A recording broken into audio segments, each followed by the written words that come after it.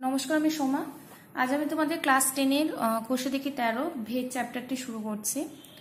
তো ভেদ চ্যাপ্টারটি শুরু করার আগে তোমাদের একটু জানতে হবে কিছু জিনিস।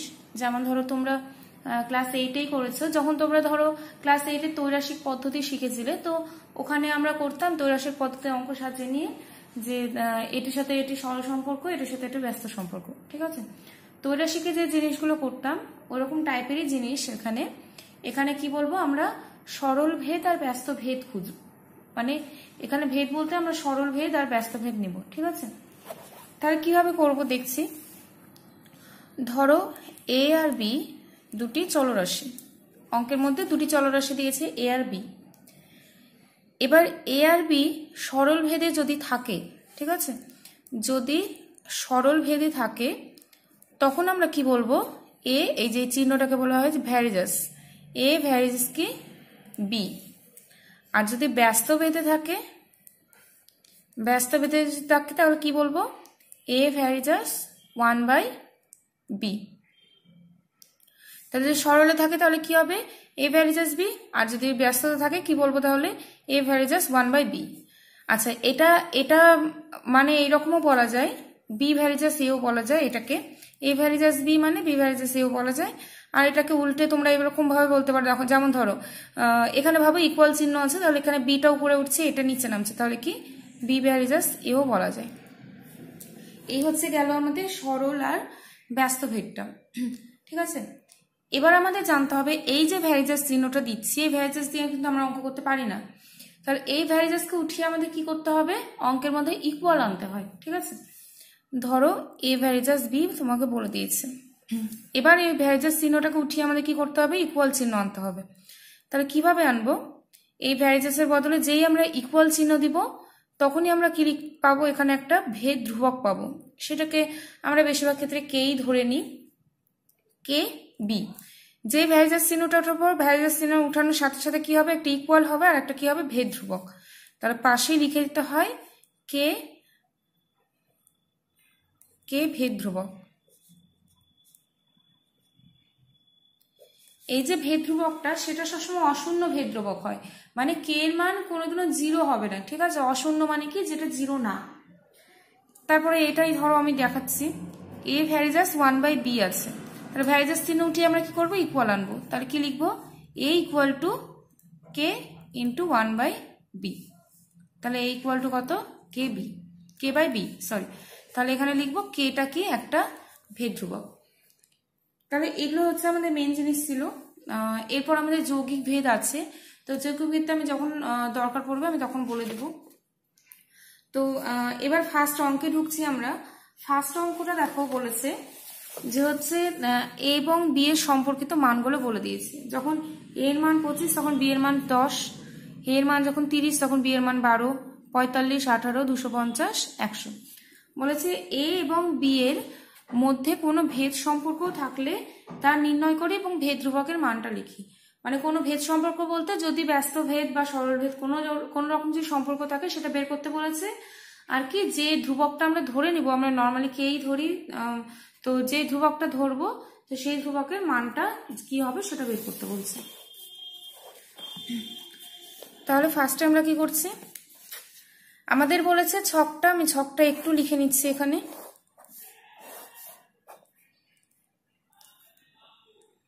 পঁচিশ, 30, 45, 250।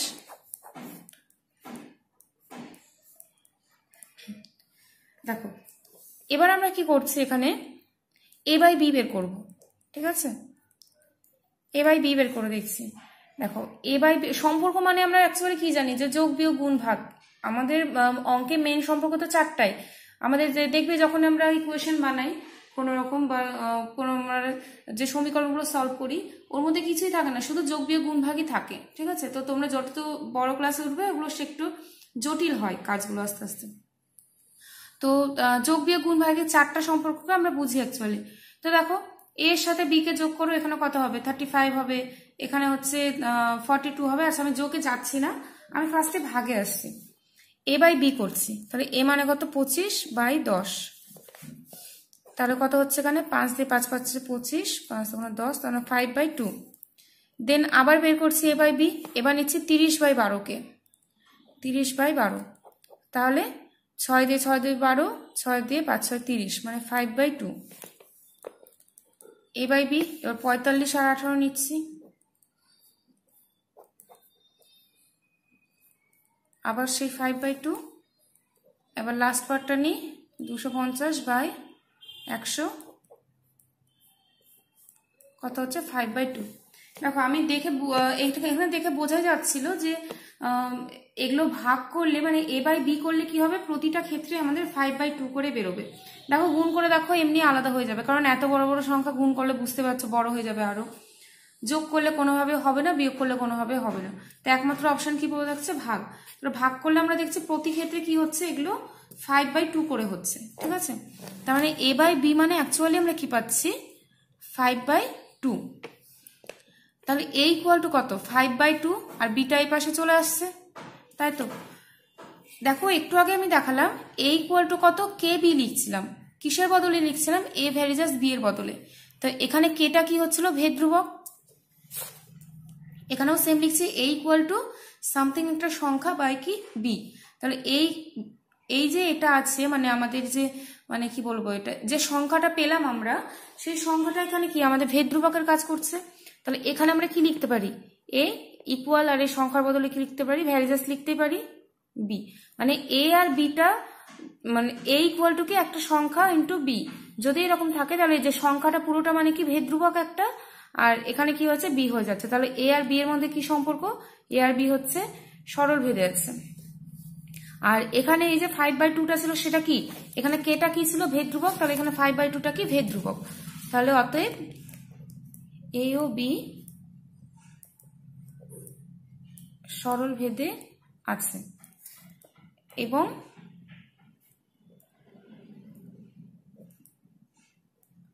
ভেদ ধ্রুবকের মান কত, 5/2, এটা হচ্ছে অ্যান্সার।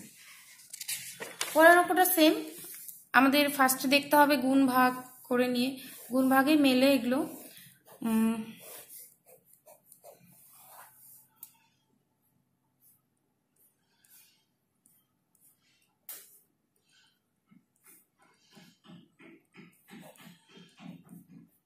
দেখো পরের অঙ্কটা এটা দিয়েছে, পরের অঙ্কটা দেখো এবার যদি আমরা ভাগ করি তাহলে কিন্তু হবে না, কারণ দেখো এখানে একটা ঠিকঠাক সংখ্যা আছে, এখানে দেখো একটা বাই ফিগার দিয়েছে, তাহলে এই যে বাই ফিগার গুলো দিচ্ছে আমরা কাটাকাটি করলে একটা রাউন্ড ফিগারে আসে, ঠিক আছে। তাহলে এখানে আমরা এবার কি করে দেখবো, গুণ করে দেখবো।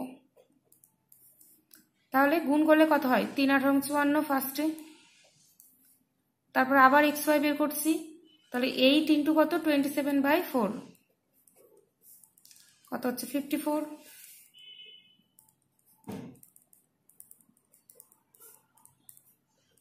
আবার 54, কত হচ্ছে 54। তাহলে যতগুলো আমরা xy বের করলাম সবগুলোর মান কত বেরোচ্ছে, 54। তাহলে xy ইকুয়াল টু কত পাচ্ছি আমরা, 54, ঠিক আছে। এবার xটাকে রাখছি, yটাকে ওই পাশে নিয়ে আসছি, তাহলে x ইকুয়াল টু কত, 54/y। তাহলে x ইকুয়াল টু তো এইভাবে লিখতেই পারি, 54 ইন্টু 1/y, এটা লেখাই যায়, 54টাকে নিচ্ছি আর 1/y। তাহলে এই 54টা এখন কি ভেদ ধ্রুবক, তাহলে এই যে ইকুয়াল আর ভেদ ধ্রুবকের বদলে কি লিখতে পারি, ভ্যারিজাস 1/y। এরকম থাকলে কি হয়, এরা কি সম্পর্কে আছে, ব্যস্ত সম্পর্কে, মানে ব্যস্ত ভেদে। অতএব x ও y ব্যস্ত ভেদে আছে, আর ভেদ ধ্রুবকের মান কত, 54, এবং ভেদ ধ্রুবকের মান সমান 54। এই ভেদ ধ্রুবক কথাটা শুধু ভেদ ধ্রুবকও লিখতে পারো অথবা অশূন্য ভেদ ধ্রুবকও লিখতে পারো, যেটা ইচ্ছে, বাট লিখতেই হবে। এই যে অঙ্কগুলো যখন আমরা কে ধরে নিব তোমাকে কিন্তু এটা লিখতে হবে, কারণ এটার জন্য আলাদা মানে মার্কস থাকে। এবার 3 নম্বরে আসছি। 3 নম্বর অঙ্ক বলেছে যে বিপিন কাকুর ট্যাক্সি 25 মিনিটে 14 কিমি পথ অতিক্রম করে। একই গতিবেগে ট্যাক্সি চালিয়ে 5 ঘন্টায় তিনি কতটা পথ যাবেন। 25 মিনিটে যাচ্ছিলেন হচ্ছে 14 কিমি পথ, তাহলে 5 ঘন্টায় কত যাবে। যেভাবে তোমরা ছোটবেলায় তোরা শেখ করেছো সেভাবে সাজাবো আগে। তাহলে এই পাশে লিখছি আমরা দূরত্ব, এটা হচ্ছে কিমিতে নেওয়া হয়েছে, আর এই পাশে লিখছি হচ্ছে সময়, সময়টা আমরা কি নিব, মিনিটে নিব। তাহলে 25 মিনিটে যাচ্ছিল কত, 14 কিমি পথ। তারপরে কি বলেছে 5 ঘন্টা, 5 ঘন্টা মানে কি 5 × 7, ঘন্টাকে 7 দিয়ে গুণ করলে কত হয়, মিনিট হয়। তাহলে কত হচ্ছে 300 মিনিট। কত যাবে সেটা বের করতে বলছে, ঠিক আছে। অঙ্কগুলো আমরা কিভাবে করব, যেমন ত্রৈরাশিকে করতে সেম ভাবে ভাববে অঙ্কগুলো। তাহলে ফার্স্টে আমরা কি করব, এখানে ফার্স্টে ধরে নিব যে ধরে সময় ইকুয়াল টু আমরা টি ধরে নিচ্ছি, আর দূরত্ব মানে আমরা কি ধরে নিচ্ছি, ডিস্টেন্স, ঠিক আছে। তাহলে এখানে দেখো 25 মিনিটে যদি 14 কিমি পথ যায়, তাহলে 30 মিনিটে সে বেশি যাবে না কম যাবে, 25 মিনিটে যদি 14 কিমি যায় তাহলে 30 মিনিটে অবশ্যই কি বেশি যাচ্ছে। তাহলে সময় বাড়লে কি হচ্ছে, দূরত্বটাও বাড়ছে আমাদের। তাহলে কি লিখবো এখানে, যে ধরি সময় ইকুয়াল টু কত টি, আর দূরত্ব ইকুয়াল টু কত ডি।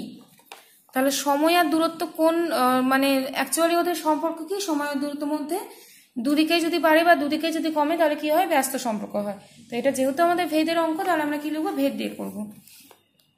তাহলে এখানে লিখবো সময় মানে টি ও দূরত্ব ডি, সরি সরল ভেদে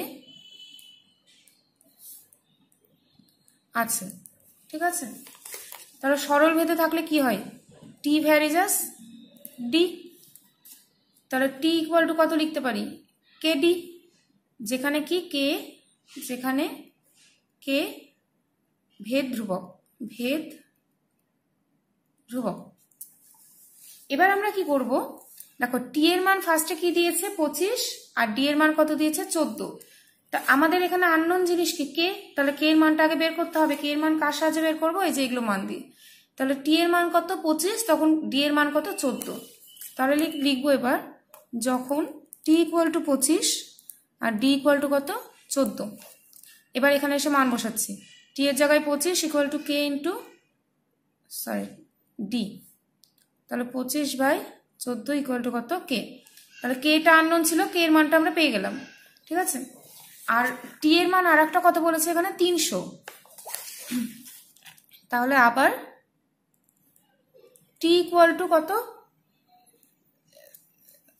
আবার যখন টি ইকুয়াল টু 300 আর কে ইকুয়াল টু কত পেয়ে গেলাম আমরা 25/14, তখন এবার কি করব, আবার এই কোয়েশনে আবার বসাচ্ছি। এবার দেখো এই কোয়েশনে কে এর মান পেয়ে যাচ্ছে, টি এর মান পেয়ে যাচ্ছে, আমাদের ডি বের করতে হতো, ডিটাও পেয়ে যাব।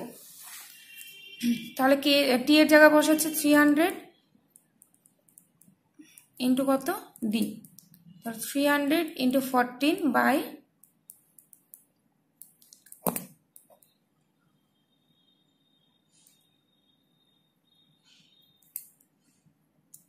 তাহলে কত পাচ্ছি, D equal two 12 into 14, D equal two 12 into 14। তাহলে ডি ইকুয়াল টু অ্যাকচুয়ালি কি হয় 168, মানে এই যে ডিটা বের করতে হয়েছিল কত পেলাম 168। তাহলে এই যে 300 মিনিট মানে কি 5 ঘন্টা।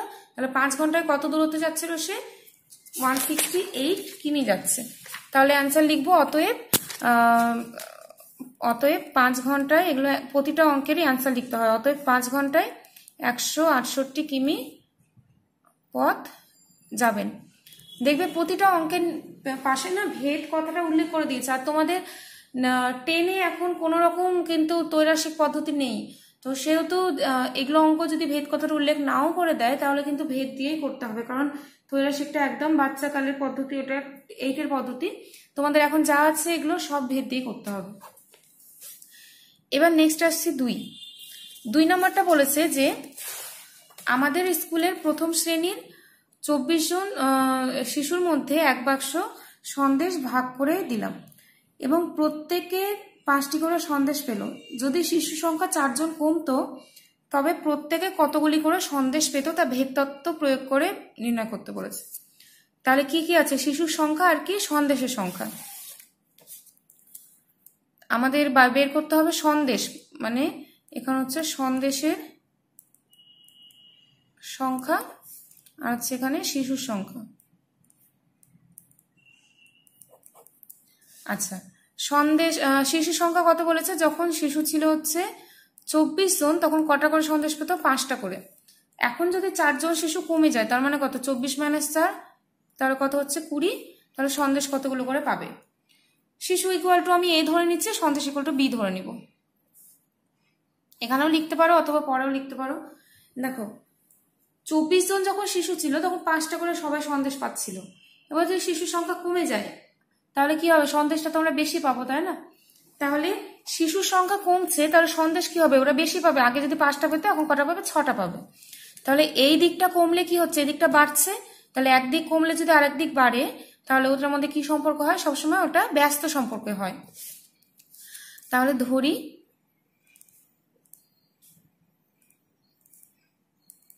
শিশুর সংখ্যা ইকুয়াল টু এ আর সন্দেশের সংখ্যা ইকুয়াল টু কত? বি। তাহলে শিশুর সংখ্যা কমলে কি হচ্ছে? সন্দেশের সংখ্যা বাড়ছে। তাহলে অতএব শিশুর সংখ্যা ও সন্দেশের সংখ্যা মানে যেটা বি কোন ভেদে আছে? ব্যস্ত ভেদে আছে। এখানে আবার ব্যস্ত সম্পর্ক লিখো না, ব্যস্ত ভেদটা উল্লেখ করতে হবে। তাহলে কি বলতে পারি? এ ভ্যারিজাস কি 1/b বলতেই পারি আমরা। এবার দেখো তাহলে কি হবে? a equal two k/b। কারণ এখানে কি একটা ভেদ ধ্রুবক হতো, যে ভেদ ধ্রুবকটা আমরা উপরে পাঠালাম k/ কত? b। যেখানে k কি? যেখানে k অশূন্য ভেদ ধ্রুবক। অশূন্য লিখতে পারো বা শুধু ভেদ ধ্রুবকও লিখতে পারো। এবার আবার সেম প্রসেস করব। আমরা কে এর মান জানি না, তাহলে এগুলোর যে হেল্প নিয়ে আমরা কি করব? কে এর মানটা বের করব। তাহলে দেখো যখন এ এর মান 24 তখন বি এর মান কত? 5।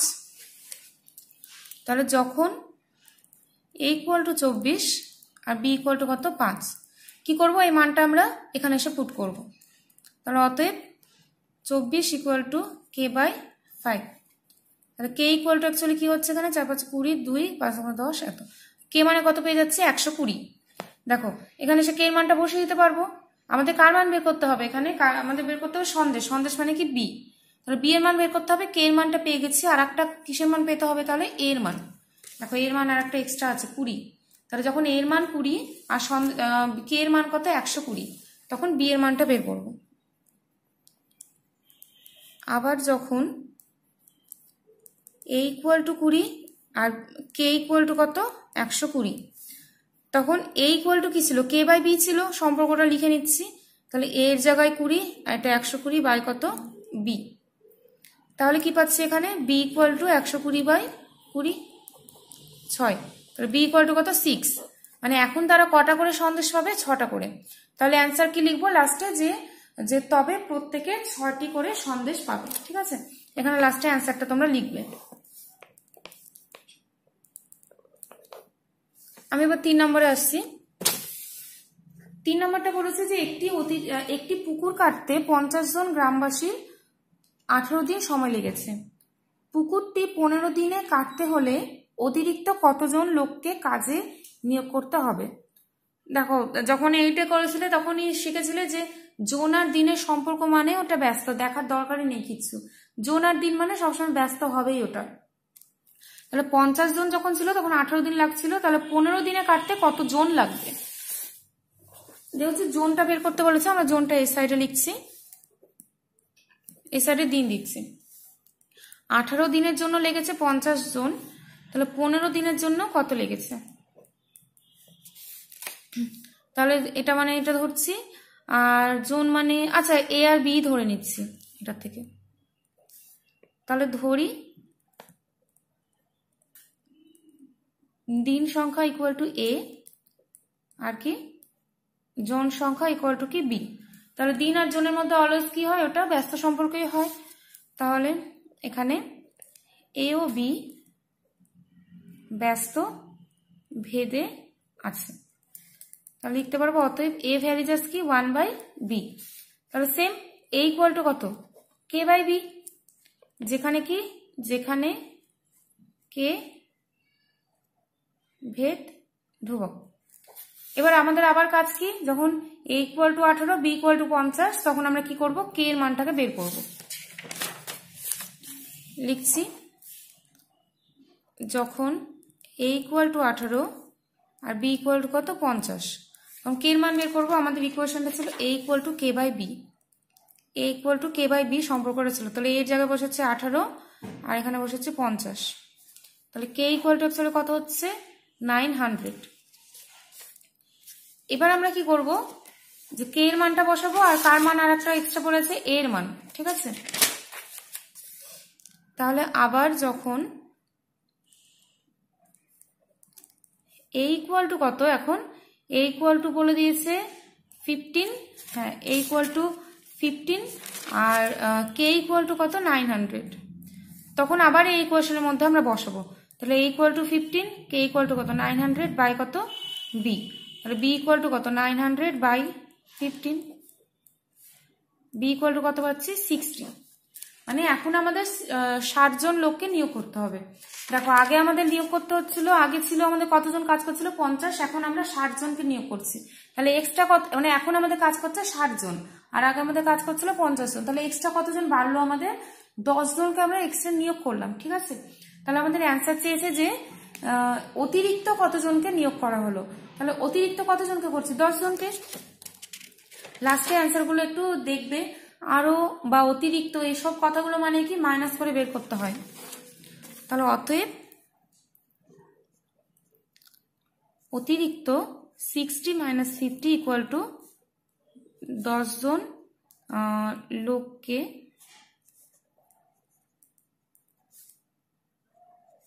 নিয়োগ করা হলো। আচ্ছা, এইগুলো আমাদের 3 নম্বর অঙ্ক পর্যন্ত। এগুলো হচ্ছে একদম বেসিক জিনিসগুলো, মানে ভেদের। এর আজকে আমি এতটাই করাবো, নেক্সট দিন আমি 4 থেকে শুরু করব, মানে 4 থেকে মেন অঙ্ক শুরু হয় তোমাদের এখানে।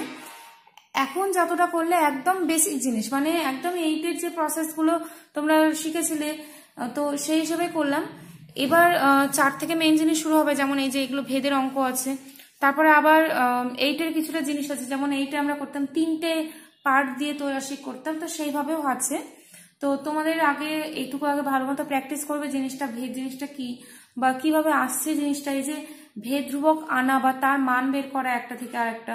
তো এই জিনিসগুলো না করলে পরের অঙ্কগুলো প্রচন্ড অসুবিধা হবে। তো এগুলো ভালো মতো প্র্যাকটিস করবে। আজকে ক্লাস এতটাই।